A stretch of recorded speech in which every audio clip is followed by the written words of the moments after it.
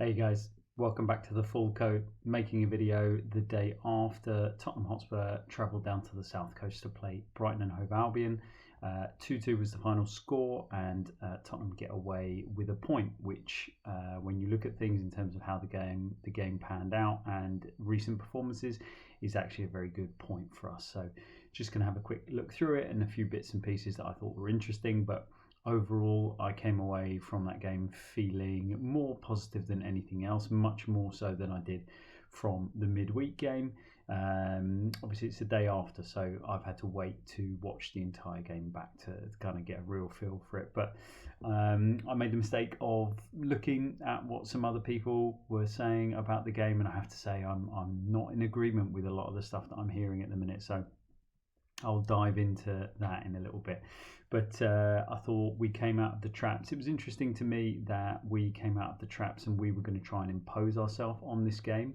I did feel that we were going to try and generate positions where we were going to high press Brighton, but we were maybe going to invite them on. We were going to invite them to say, right, you play on to us and then we'll try and play against you. Whereas in effect, as both teams wanted to do that, it was left to Tottenham to kind of be the protagonist, step forward into that role of trying to dominate the game, and that was the mentality that the team went in with, and that was really nice to see.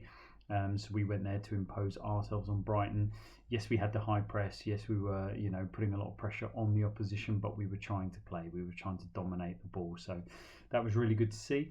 I think the first 7 minutes were excellent. They were very, very good.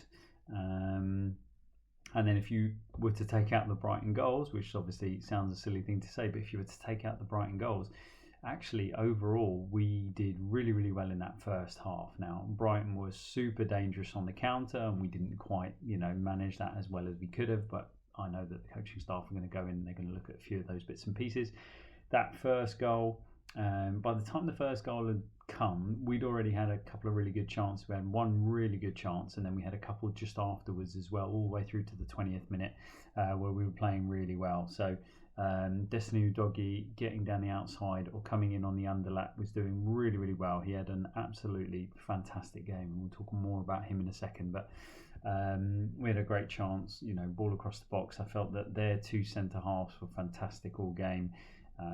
Obviously Van Hecker ends up getting the own goal, which is unfortunate, but they cleared a couple of really, really dangerous attacks from right under their own crossbars and stuff like that. So we were doing really well, and just that moment in the whatever it was 7th minute that we didn't manage it. And sometimes you actually just have to hold your hands up and say, that was executed brilliantly, and we were fine margins away from actually dealing with it, actually managing it. So there was a tactic all throughout the game. One of the centre halves, and predominantly Mickey van der Ven, was going to step into midfield, make an extra defensive player in there and be super aggressive. So if Rutter dropped in, to stop him from getting on the ball, and then obviously Brighton have threats out wide, bringing them into play, we were going to be super aggressive. We were going to step onto him, and one of the centre halves was going to come out. He predominantly dropped slightly to the right. Mickey van der Ven was the one that was tasked with coming out. And in this particular instance, Mickey, he's quite a long way away when the ball comes to Rutter, and so maybe you would say he could have made a different decision, but that was the tactic, and it was very successful throughout the rest of the game. It worked quite well throughout. And he is just a fraction late, and I don't think there's a great deal of fault. It's just a fraction late. The ball gets played back outside, and then they're able to knock it forward for Minter to run onto. And again, if you have a look at it, instead of using the halfway line, everybody's just a step over the halfway line defending our back line. And then the semi-automated VAR decision was that the fraction of Romero's sleeve was what was playing, that bit between the sleeve and the elbow, that fraction of Romero's arm is what was playing him on. So it was such a tight decision. It was so very close, depending on where VAR decided to put the timestamp and take its measurements from. So we were very, very close to catching that offside and doing exactly what we wanted to do, playing the high line. If you're going to pop it in behind, we're going to step up. And obviously, once we didn't do that, he's so quick. He had a free run at goal, and Romero and Udogie are not going to be able to get back in there and get back on it. So yeah, he did really, really well. Rounds the keeper, scores the goal. It was completely against the run of play, and I would argue that we came out and was really pleased to see that we kept some mentality, we kept some, heads didn't drop. It was like, okay, that's happened, let's go, let's keep going. And again, we were the better side. We kept playing for the next, through to the 20th, 30th minute. We were doing really well. And I've seen some criticism of Richarlison, which is odd to me, and I don't know whether it's because I'm watching the game back, but I thought all the way through to about the 70th minute, Richarlison had a really good game. He was excellent at linking the play, getting the ball. He had a couple of opportunities. I think it was either side or just after Brighton's first goal and before the second goal. We had a couple of opportunities where he held the ball up really well, moved it forward, created chances, brought other players in. I thought he had a really good game considering we don't, with Mwani being out injured, we don't really have a great deal of option right now to be able to rotate and to rest him. So I thought he had a really good game, really solid game. He did have the moment for the second goal where obviously he goes down a bit soft. The defender does look like he's probably, as Richarlison's ducking in to like control the ball on his chest or on his stomach, it does look as if he gets a bit of a knee in the back, but he's gone down softly. He's trying to buy a free kick, and yes, you could say that was a mistake, but there was plenty between that moment and the scoring of the goal. We should have dealt with it. We managed to kind of get the ball. They put it into the box. We managed to get the ball out wide to the right hand side, and then Berival, unfortunately, with a really weak clearance up the pitch, gives it straight to the Brighton winger, who returns it. Really nice shot. I know some people have been talking about this new ball, this new Premier League ball, moving a bit more than the Nike balls did. So that's entirely possible. You saw it on a couple of occasions. There was one save that Vicario made where there was really good camera angle from behind the shot. I think it was Gruder, and you can see it does take a little movement. And some people are saying, well, why didn't you just pat it and catch it or whatever? But it takes a little movement late on, and so he just gets his arms up and uses his forearms to bash it back out. So it's entirely possible the ball moved a bit, but I think Vicario will be, and he's already come out and said that he holds his hands up. He'll be disappointed with that. That is you not taking responsibility. So that ball might have moved a little bit, but just a bit sharper and a bit more committed to it. He gets a decent hand to that and probably manages to keep it out of the net. So yeah, a little bit disappointing. Obviously, at that moment, if you take the Richarlison receive as an error, and then the Berival clearance as an error, and then Vicario, you cannot at the Premier League level make 3 errors in a row and not expect to be punished, and that's exactly what Brighton did. But again, I thought we were okay. So that's what, 31st minute? We did okay. We kept pushing. We kept pressing. Brighton were a threat on the break, and that was their game plan. That was how they were set up to play. They were going to try and attack us quickly, but we largely kept in control of the game in the first half, and we got our just desserts where we managed to move the ball forward quickly. I think we actually break down the play, and we managed to move the ball forward swiftly. So good forward looking passes, move the ball quickly, we get it out wide to Udogie, who was excellent. As I said, he cuts it inside to Bentancur, really nice composed play from Bentancur. He gets faced up with a defender. He knows that's a difficult shot. He's just going to be bashing it into a defender's legs. There's not enough separation to try and go through the legs for me. And very nice, takes a very nice touch, sweeps it with his left foot out across to Kudus. And I'm not really sure whether that was a shot or a pass. It looked like a shot. It wasn't a very convincing one. But because for whatever reason they decided to, the way that they were going to block that is throw a centre-half back on the line, which felt, because it was so odd to see, it felt like it's something that they've worked on, something they've decided to do as a pattern. If the opposition get shooting positions inside the box, it played Richarlison on side. He manages to pick up the ball and he gets himself a goal, slides it in, and we're at 2-1 going into the break, and that is exactly what we needed it to be, because it changes the psychology of the game. And so we're going into half time with that little boost and that little bonus and that reward for the way that we played in the first half, as opposed to going in at 2-0 down and Brighton feeling like, right, we can do this all day.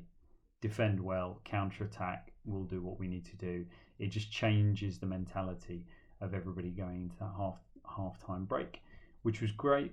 In the second half, again, we did okay in the first kind of 20-25 minutes.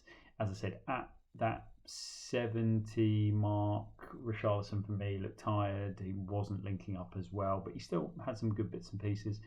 And then, we make the change and Xavi Simons comes on, and he absolutely did make a difference, which is wonderful to see. So it's great to see him being rested, him being given time on the bench, and then being able to be brought on to have a positive impact. And he really did that. He was playing off the left-hand side, but picking up those spaces in the number 10 as well. And yeah, him coming on, he probably had 2 or 3 really good chances. Probably should have got himself a goal. That cutback one to him just beyond the penalty spot that he swept wide. That's probably the one that he should have scored. He had a couple of good shots. One saved out for a corner, one wide. But the eventual moment that he contributes to is, he's the pass before the assist, so to speak, which is the ball out to Kudus. And what he does is he's in that number 10 pocket, just slightly to the left-hand side, and he takes his direct opponent on. He beats his man, and that is crucial in those number 10 areas. Don't concede possession there, because we've put a lot of players forward. Beats his man, breaks that initial line, that narrows off the 3 for Brighton in midfield. They can't then get 2 men out over to where Kudus is, so they're all narrowed off. And because you've broken that first line and they're worried about the balls, the immediate threat, the balls into the penalty area in and around, the ball out to Kudus is him in loads of time and space. They don't double up, they can't double up. He sweeps the ball in. It's a decent delivery from him, and Palhinha with that deep late run, that midfielder running in the box causing havoc. He draws the defender under the ball, and the ball goes just over his head, I think, or shaves the top of his hair. And Van Hecke can't do a great deal about it. He'll see it very late, and it just falls into his lap and bounces off him into the net, and that's perfect. That's exactly what we want to see. So Siemens, key role in that, in narrowing off the Brighton team. Ball out wide, good delivery from Kudus, which was one of the things that he didn't do that well throughout the game, but he was brilliant in ball at feet and securing possession, and consistently taking on Karioglu, and really did come out the better of that particular battle. And we deserved it. We deserved to get that goal. And then after that, it gets a bit frantic, and there's bits and pieces going both ways. Brighton had a shot fizzed wide, but overall, I think we were very good value for a 2-2 draw and a point, having gone 2-0 down. And I don't think that having gone 2-0 down, we did a huge amount wrong. It's just the tightening up of those little individual areas, little bits. It wasn't a systems issue. It wasn't we're not good enough. It's just, making a few errors. These things do happen, and Brighton have got some very, very good players, and they scored 2 very good goals, or at least 1 very good goal. It was a good hit for the second one, but should have been saved. That's it. Overall, Lucas Berrival is someone I want to talk about. I think he, again, had a good game, but for me, Berrival he was a bit sloppy with the ball. He did give the ball away a little bit too much. There are still some moments where he's trying to do a lot, and he just needs to slow it down, calm it down, link the play. But what I'm really enjoying from him is seeing the more advanced running that he's doing, and getting higher up the pitch and affecting the game up there. Right hand side, he's doing really well in getting in and around Kudus, and those two are building something quite nice down that side as well. So that's really good to see. Vicario already touched on it. He didn't have a great deal to do. Again, on his delivery of the ball from feet, he doesn't strike the ball very cleanly. He kind of clips it off his toes instead of really getting off the meat of the top of the foot, the laces.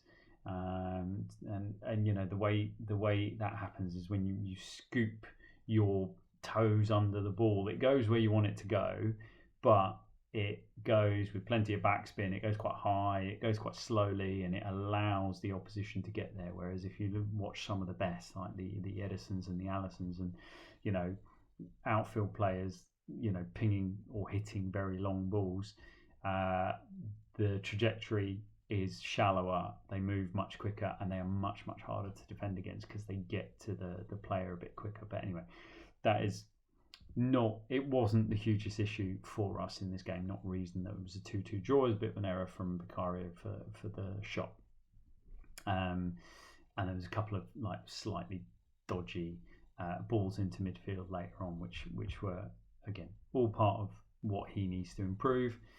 Audebert was okay, a lot better for the first kind of 15-20 minutes of the second half. He came out and he was a bit more positive, not looking to play backwards all the time. Took his man on once, played a nice ball into the penalty area which Richie secured and laid it off.